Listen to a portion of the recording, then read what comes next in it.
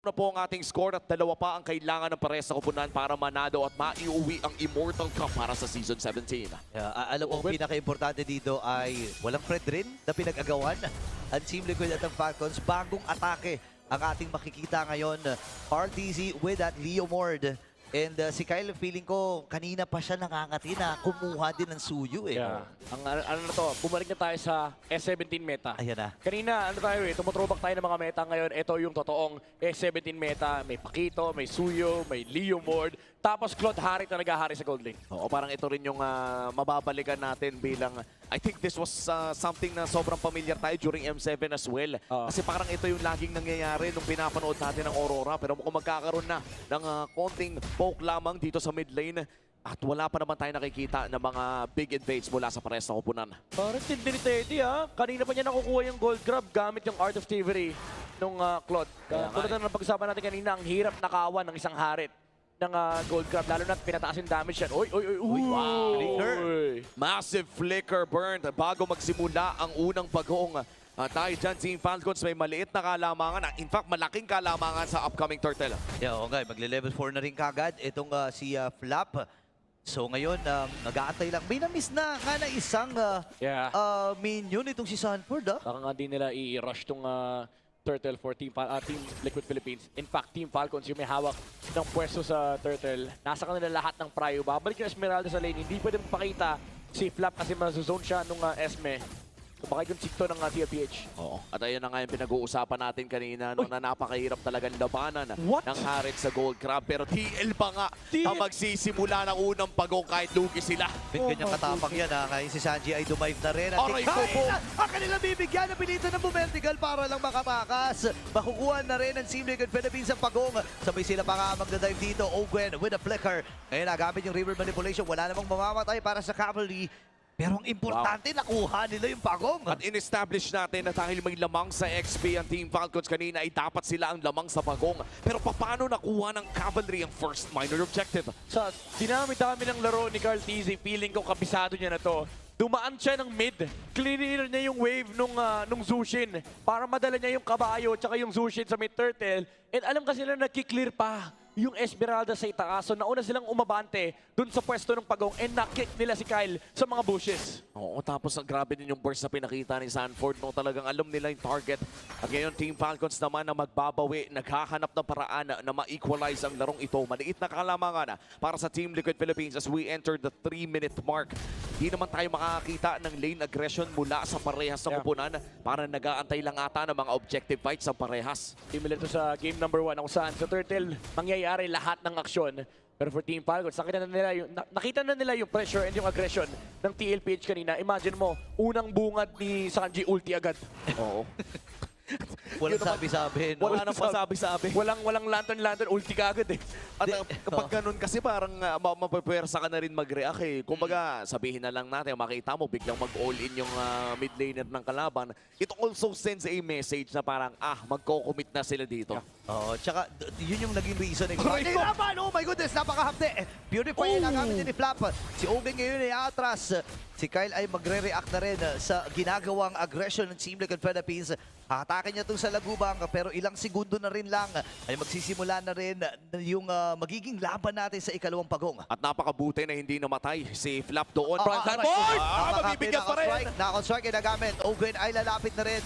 Buti na lang ay nandun itong si Sanji para mabugaw itong si Ogwen at babalik sila dito sa pagong ha. Grabe yung turtle prayo ng TL, men. Hindi lang yung pagong yung pinaglalaban nila, pati yung pwesto ng mga bush and umabante kasi.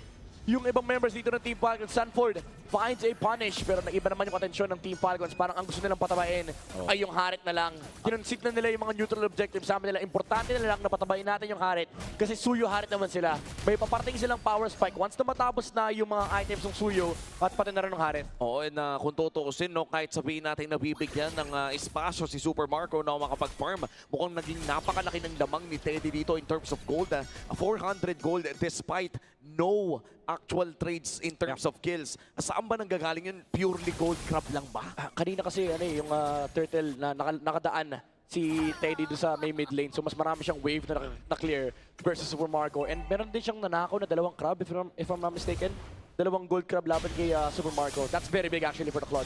Oo, parang plus 150 din yun, no? Almost 200 gold na nadagdag. Yep. Kaya naman ang Team Liquid Philippines ngayon ay lamang ng 1,000 kontra Team Falcons. Pero katulad ng sinabi ni Midnight, grabe na ang binibigay ng pagmamahal dito kay Super Marco dahil yan ang inaantay na power spike ng Team Falcons para makapalag. Kailangan nilang gawin yan eh. And makikita din natin na sobrang matiisin itong si Teddy. No, kanina pa siya Oh tinatahalaw. my Naagaw na goodness. naman! Naagaw na naman yung gold crab, pre! Paano? Paano mo nagagawa yun sa akin, pre? Paano? Oh my God, na-force pa yung Purify Flap! Okay, Falling Star mo na po na untog pa siya. Isasayaw niya lang ng panandalian. Oy, Mabibigyan nakashield! siya dito ni Sanji. Natawag na rin si Barbier. Papasukin na ni Carlito! Si Flap ay kikitilin na rin nila. Nakadalawa si Sanford. Okay na makakapatay din. Pero nandun yung Glory Spot. Hahabulin na Nako dito si ka. Haji. Breaker ay na-force na rin. Pero pupunta doon si Ogen. Poproteksyonan lang niya itong si Haji. Ang tanong ay makakatakas ba siya si Sanford? Aray ko! Ay nag-aabang din ang pagkakataon para makabuelo.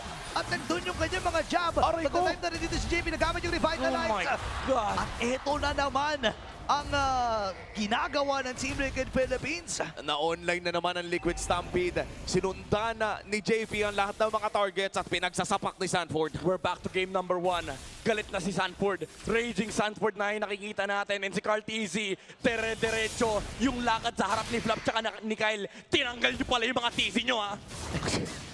And with that, ang uling pag-go ay hahawakan na ni Carl TZ at mukhang ibibigay na rin ito ng Team Falcons sa walang balak na mag-contest. Kaya naman all 3 turtles ay mapupunta sa kamay ng Team Liquid Philippines. That's a perfect turtle take para dito kay Carl at Team Liquid. Wala naman ata mauubutan pa kundi ang green cap.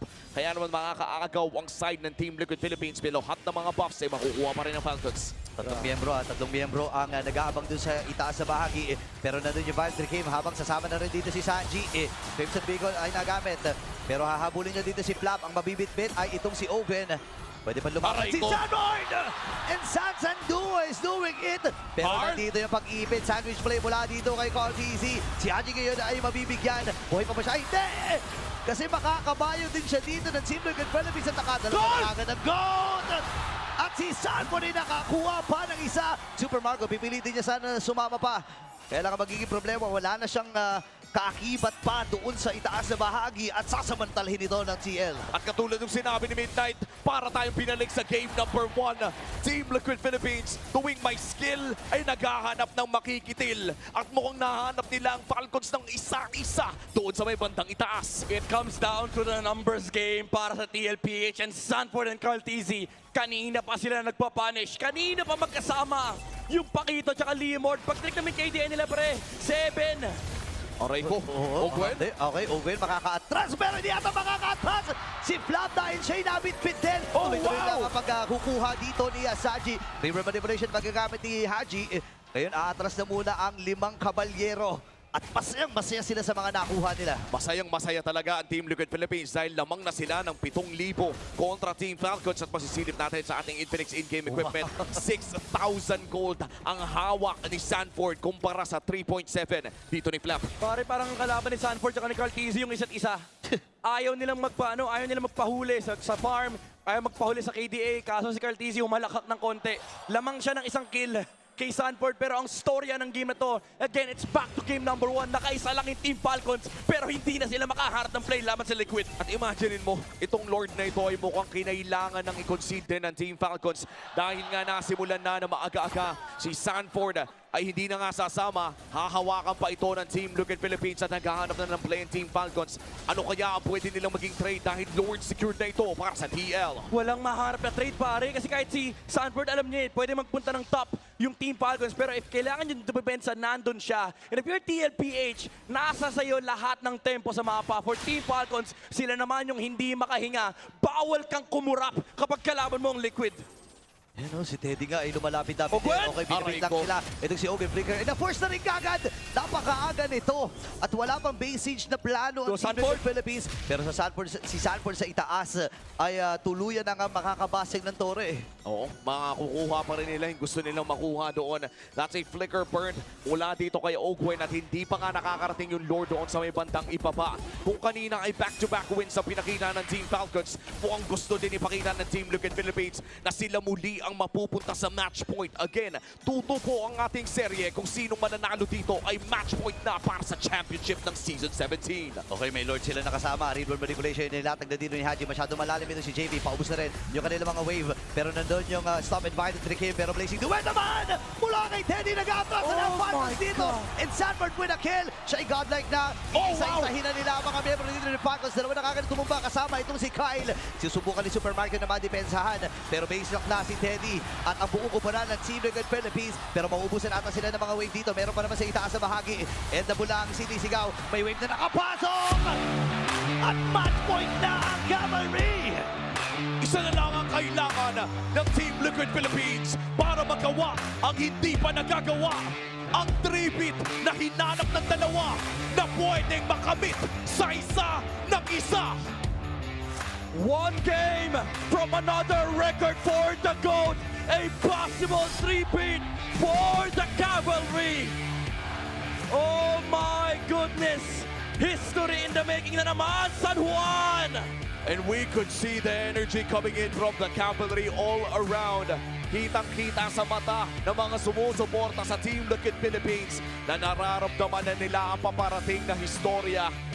And for Team Falcons, in the Falcons Nest, kailangan nilang makabawi sa susunod na laro to force this into game number 7 and potentially block a 3-beat happening sa MPL Philippines. Yan, nakatingin na si Cartesi dun sa history na pwede niyang itala dito. Remember, 2019, dito mismo sa San Juan Arena Oo nga naganap pala. ang history